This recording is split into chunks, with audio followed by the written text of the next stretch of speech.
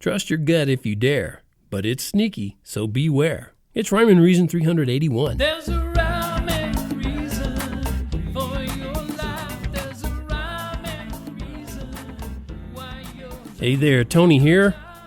How you doing today? Hope you're doing well wherever you are. Do you sort of have a gut feeling that I'm not actually going to talk about your gut? Okay. Maybe I'm not. Maybe I am. Let me ask you this question. Do you trust your gut? And here's another question. Do you actually think you should trust your gut? If you look around the World Wide Web, you're going to find a bunch of articles, and they're going to be on all sides of that. You know, one page is going to say, yes, trust your gut. Another one's going to say, no, and here's a list of reasons why. And others say it's psychological, and really still others are going to tell you that the research is up for grabs. But one thing they all have in common, they're not talking about your actual gut. You know, those guts inside your belly. When you trust your gut, it's not a matter of what's in your belly. I think pretty much just about anybody who's been around more than, let's say, a couple of decades knows the gut you trust or don't trust is your intuition. And your intuition is more a brain feeling than actual gut feeling, but you might truly feel, I'll put that in air quotes, you might actually feel the sensation in your gut. So that's how it got its name. And this is important. Why, Tony? Because your brain and your gut might not be all that trustworthy. Ooh, both? Yes. So maybe you shouldn't trust your gut. In fact, if you trust your creator, you might want to rethink about that whole gut trust issue anyway. Especially when it spills over into the whole follow your heart mantra you see and hear just about everywhere. You know, I mean, you watch a movie, even a Christian movie. You need to follow your heart. Follow your heart. It will tell you where to go. You'll know when you follow your heart. Ay, ay, ay. But when you follow your heart, it can definitely lead you astray. And that is a link in the show notes.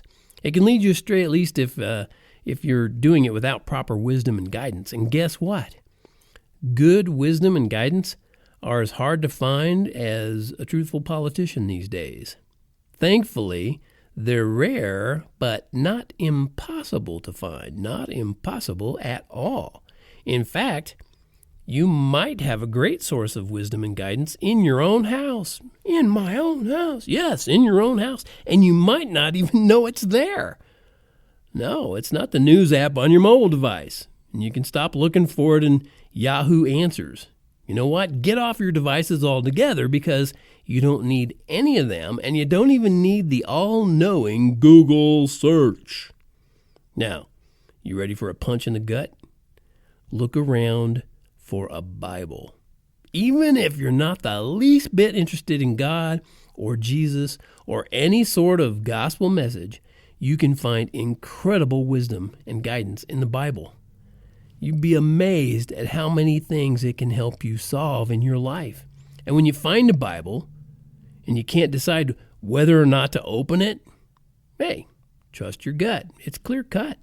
It might help you get back out of that deep rut. Might be real how you feel.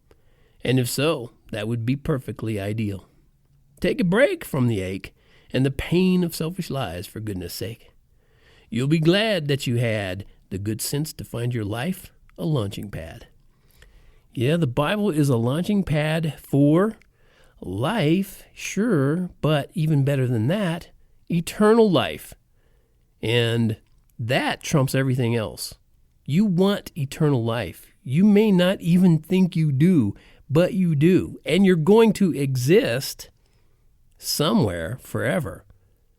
Well, why just exist when you can live abundantly beyond your ability to even understand or comprehend or imagine? Eternal, never ever ending, time without end, no time limits. That would be awesome. And it's not just a made up fairy tale dream. It's real, but you got to choose. And the time is at hand. You know what time it is? It's time to choose. You know what you got to choose? You got to choose life. You know what? Life? Yeah, eternal life. Because this life you already have. You didn't have to choose it. It was thrust upon you. You were thrust into it, right? But you do have to choose on where you're going to be and who you're going to be with forever. Okay, it's your choice. It's your decision. But if you go back and listen to pretty much every podcast episode that I've put on here, and this is 381 now, you go back through, you'll see that I'm always telling you, choose, it's your choice, choose now, time is of the essence, on and on and on. It's, sure, it could be today. It could be another 1,000 years before it all comes to a head, but it could happen for you today that you don't have any more choice in the matter. Once you take that last breath, your eyes close for the last time, it's done. It's a done deal. You made your choice, even if you think you didn't make a choice. Not making a choice is a choice, and it's not a good choice. So, have I made clear there's a choice to be made? And do you have a gut feeling that I'm coming to a close at this episode? Well, then you're right. Your gut feeling is right. Thank you so much for being there. Thank you so much for tuning in. It means more to me than you possibly can imagine. And there I get back to that again. All right, this is always brought to you by TonyFunderburk.com, where you can go for fine words and music, merch and books, and rhymes and reasons.